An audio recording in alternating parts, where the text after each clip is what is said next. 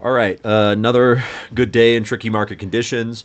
Just want to make a really short recap here, going over what I was looking at in the markets and how I was able to come out profitable on the day here overall. Took four trades, two winners, two losers, good risk to reward overall. And with anything, it's all about planning ahead of time. And I'm not going to go through the whole pre market plan in this video. This video is really going to be focused more on kind of describing some of the order flow tools and techniques and visuals that I'm looking for confirmation at certain levels in the market as they develop. And so this video is going to just go into that. This video is also going to assume that you already understand supply and demand levels in the markets. You also understand the different conditions of the markets, such as trending markets, range bound markets, and how to trade those as well. All right. So I won't go into that part too deeply. This is going to be more focused on order flow for confirmation. All right. So I'll just go over the first trade here. And if we just pull up the charts, this was the visual of the NASDAQ. I'll just kind of zoom out a little bit. This is our visual of the NASDAQ coming into the day. And we can see that we're actually in these range-bound market conditions at the moment here. So from prior Friday into Monday and Tuesday, overnight trading respected the high of the range there. There was prior Friday's high. Yesterday on Monday, we broke above prior Friday's high, above the 19,600 level. Trap buyers up there, big sell-off. That was part of the plan yesterday as well. And coming into the market today on Tuesday, kind of the same exact setups that we were looking at overall.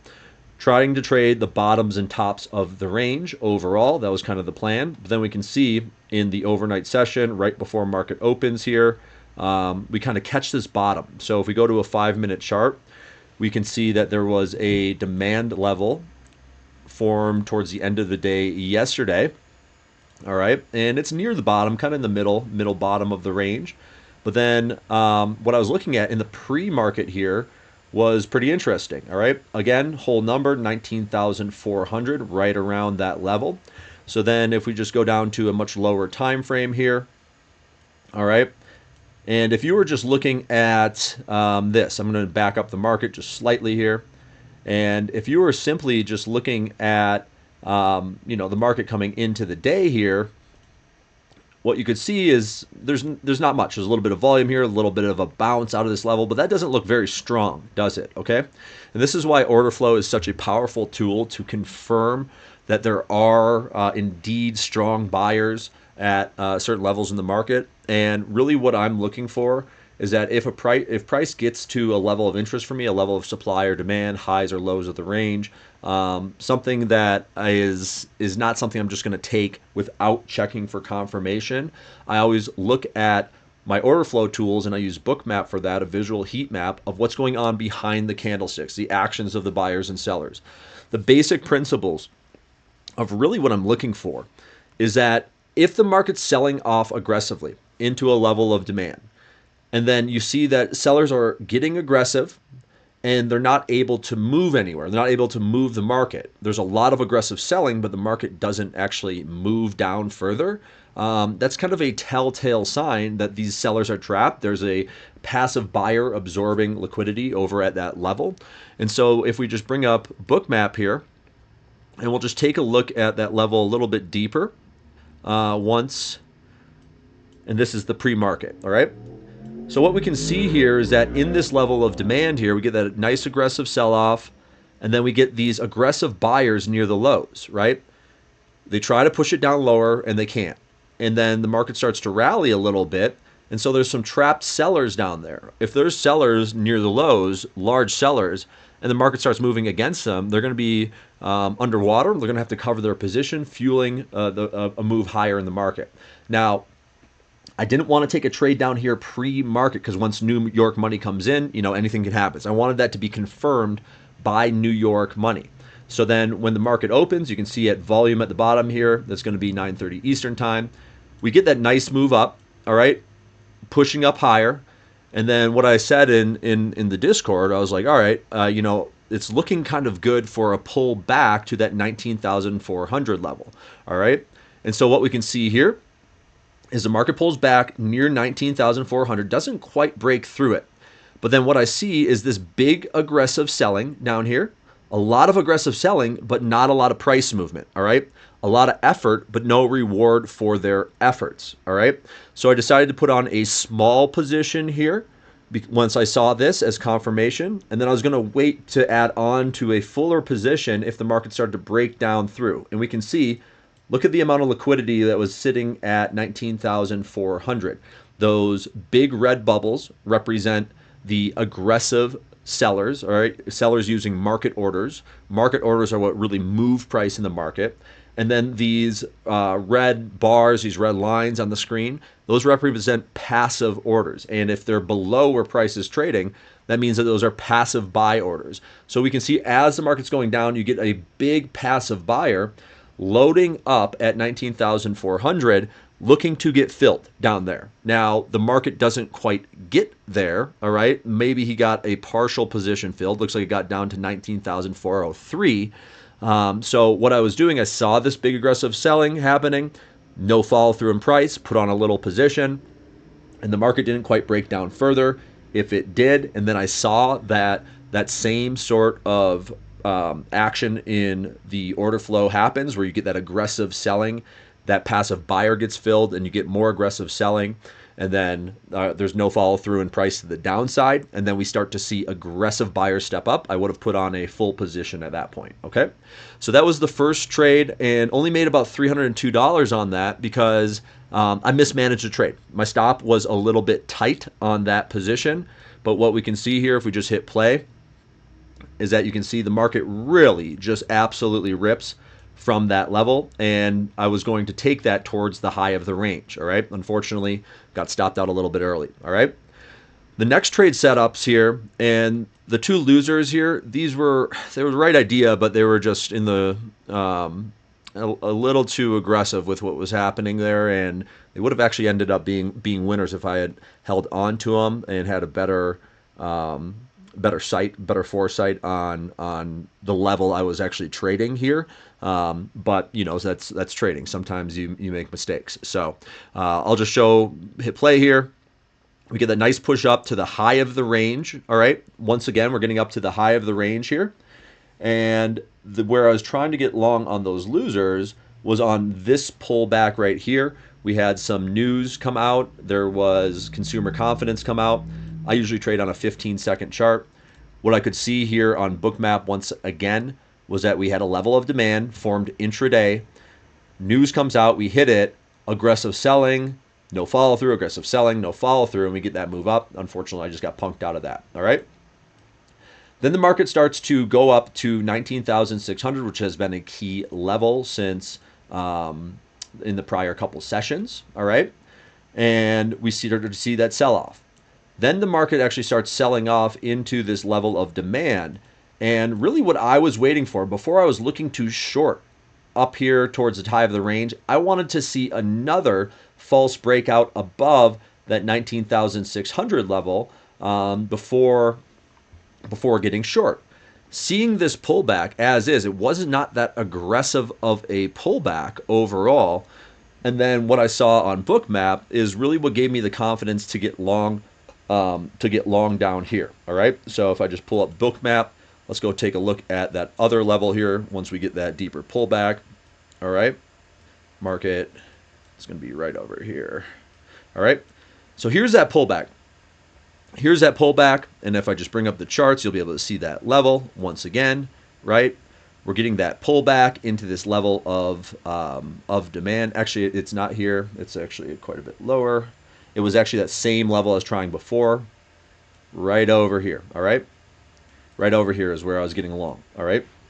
And so right below that 19,500 level, we had that prior demand level form new demand, really nice push higher, starting to get a nice sell-off from 19,600 here. And then the market starts coming back down into that prior demand level where the buyers really started to show strength. All right. And the market starts selling off into this level. Now, I put on a partial position once again when I started to see the the market really start to sell off into this area. All right. And then look at all of the passive buyers that are loading up down here. All right. You're getting a lot of liquidity putting on. Those buyers start to get filled, A lot of aggressive selling, but not a lot of reward for their effort. That means that these passive buyers down here are quite a bit stronger, right? There's a lot more liquidity, buy-side liquidity, than there is supply coming into the market. These sellers are trying to push this thing down further. They're trying to eat up that liquidity, and they get exhausted, right? A lot of selling pressure, no reward to the downside as a result. I added on my full position once I started to see that these sellers got exhausted, and we started to move up, all right? So from there, that was really where my entry was for this next big move. And I was targeting a breakout. I was targeting a breakout above that 19,600 level as a result. Just seeing that, if we looked at Bookmap again here, there was a lot of passive liquidity up at right above that 19,600 level. All right. Now you're going to see things like this in any order flow tools. It's just about the context. All right. Where does this liquidity actually exist? And you can see they pull the liquidity. They're kind of spoofing the market there. But then as the market rallies back up, they actually put it back on up there once again. So this was giving me the confirmation that there was indeed, some larger sellers up right above the 19,600 level, the intraday high, the same exact setup that happened from the day prior. The market is setting up for that again, right? And what the market's trying to do is trap buyers at the high of the range. So they're setting up the market. The institutions are really setting up the market in a way that is going to gauge interest once we start to break out. We put in an intraday high up here, all right? And if we start breaking above intraday highs, people are like, oh, finally, we're breaking out of the range at this point. It's like, well, maybe, or maybe you're getting trapped again like you did yesterday, like you did overnight, all right? So if we just take a look at TradingView here, my first target on this trade, and it will come down a little bit, is really where we saw this, this selling come into the market intraday here. There was this level of supply. They got hit, market's rejecting there a ton. So my first target was right up to this level, all right? 19,565, I believe, was my first target. So I dumped 50% of my position up there, and then I was waiting for the larger move up on the breakout above the intraday high, all right? And at the high of the range where buyers got trapped prior, all right? And so you'll see exactly what pans out here. And first target goes and gets hit.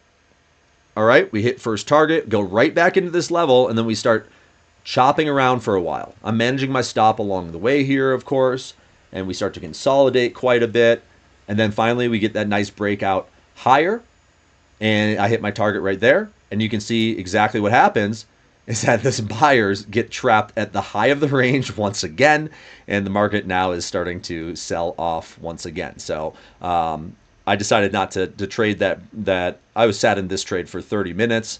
That's a good enough time for me. This would have been another great trade setup up here once you exited your long to really kind of immediately get short for this trap setup to the downside once again. So hopefully you guys can start to understand some of the principles that I'm implementing with order flow. This is something that has increased my edge a ton. I already knew how to trade supply and demand, trends, range-bound markets, just simple price action. By implementing order flow, it really gives you that confirmation of what you're looking for. You can see behind the scenes. You can see really what the actions of the buyers and sellers truly are, the intention of the buyers and sellers, and really what you're looking for is either confirmation of buyers in areas you're trying to buy, or really, trapped sellers. If you can layer them both on together, that's awesome, right? We get trapped sellers down at the bottom of where we were looking to get long, and then we see this reloading of liquidity, this massive amount of liquidity coming in from passive buyers down here, and then you can see the sellers get exhausted. Boom, you're in. You got your confirmation that you need, and you're in a great winning trade. All right. So hopefully that helps you guys a little bit. I'm starting to put together a couple more videos like this. I'm working on developing an order flow course for the academy I work for here, and we'll go from there. All right. We'll see you guys next time. Appreciate it. Bye bye.